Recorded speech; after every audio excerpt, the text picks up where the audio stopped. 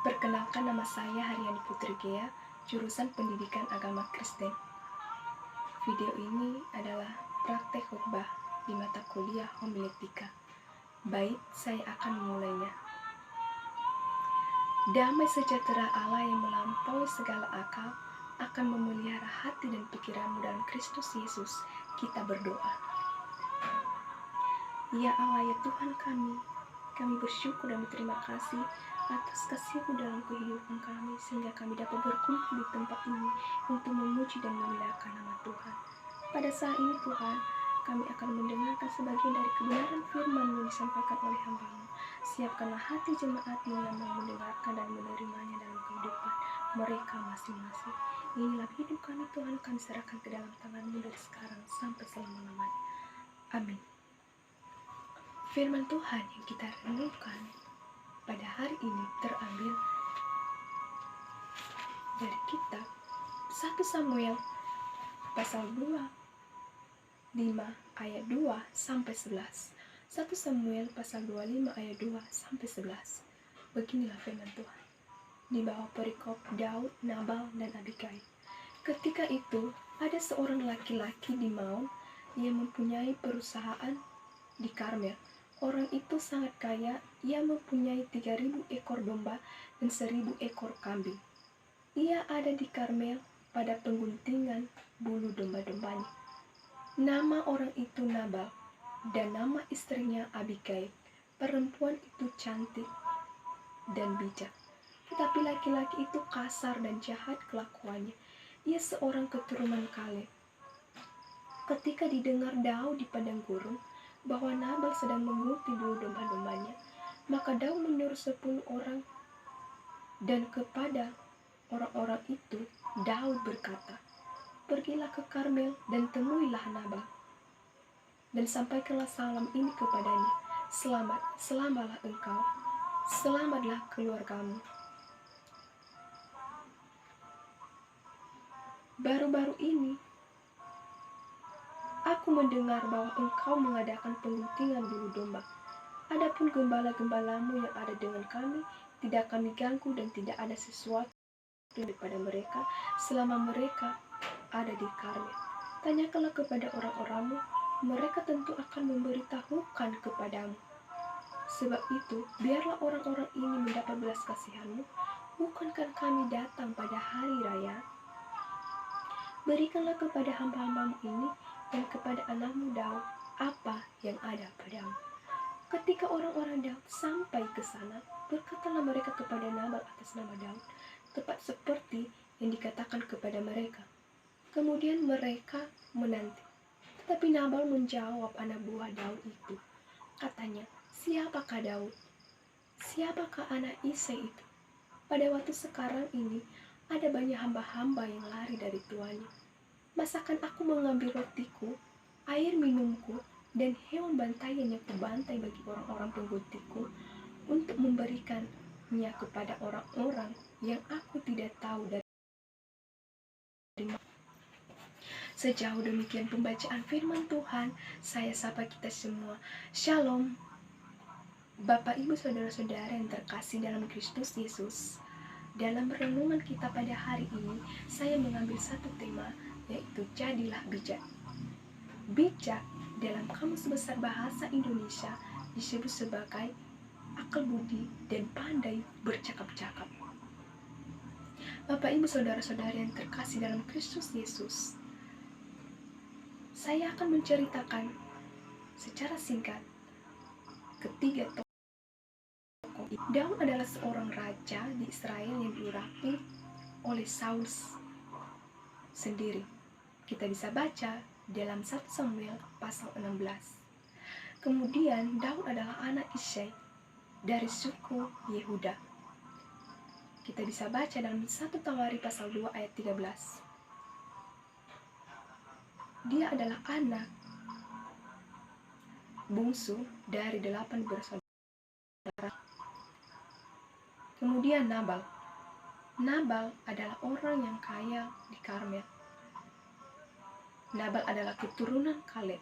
Kita bisa baca dalam Yosua pasal 14 ayat 6. Dikatakan bahwa keturunan Kaleb itu adalah salah satu mata-mata atau orang Israel yang memata-matai Israel pada zaman Yosua. Sedangkan Abigail adalah anak Isai. Kita bisa baca dalam 1 Tawarikh pasal 2 ayat 13-17 bahwa dikatakan Abigail adalah anak Isai keturunan Yehuda. Dalam perikop ini juga Abigail dikatakan sebagai wanita bijak dan cantik. Bapak Ibu saudara-saudara yang terkasih dalam Kristus Yesus, sebelum pertemuan Nabal, Abigail dan Daud, kita perlu mengetahui bahwa pada waktu itu Daud adalah seorang buronan dalam pelariannya karena dikejar-kejar oleh Saul yang hendak membunuhnya. Kita bisa baca dalam 1 Samuel pasal 22 dan 1 Samuel pasal 20 ayat 30. Saul iri hati, ia larut-larut dalam iri hati kepada Daud, sehingga ia sangat hendak ingin membunuh Daud pada waktu itu.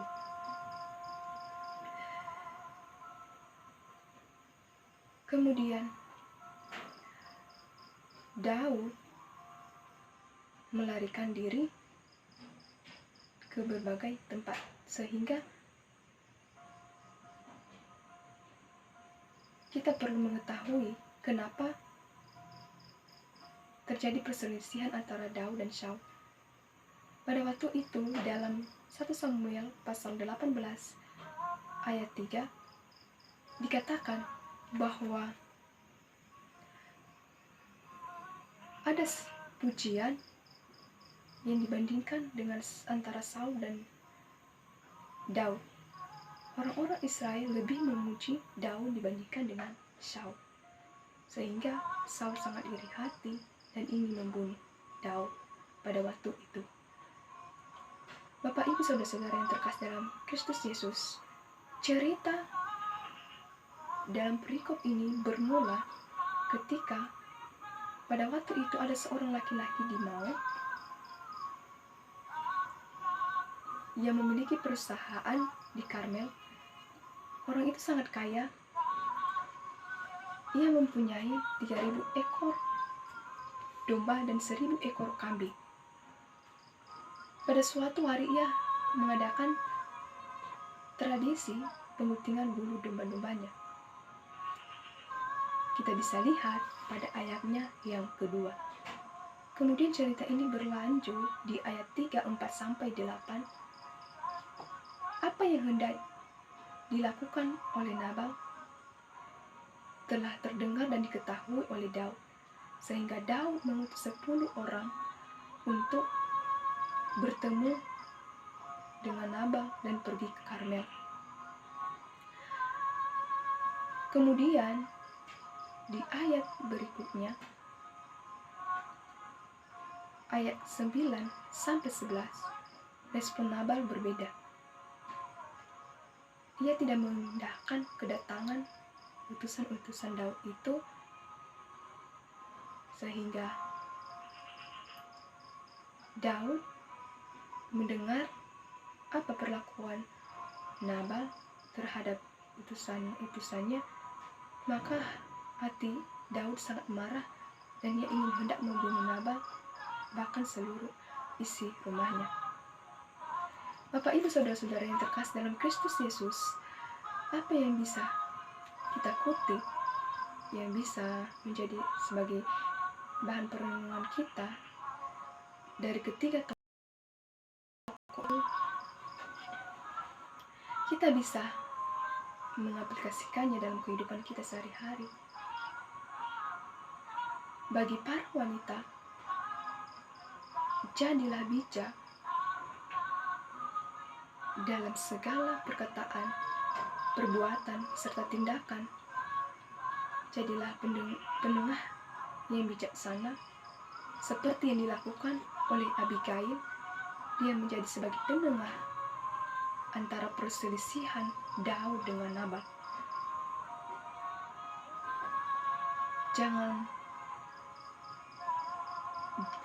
jadikan bijak adalah sesuatu yang dibanggakan, tetapi bijak adalah datang dari hati dan perbuatan kita setiap hari.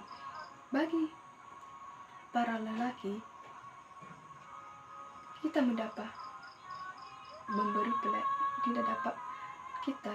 mendapatkan pelajaran dari cerita ini, bahwa jadilah laki-laki yang bijaksana dalam memperlakukan wanita, supaya kehidupanmu tidak sama seperti Nabal, supaya kehidupanmu tidak menjadi bebal dan dursila.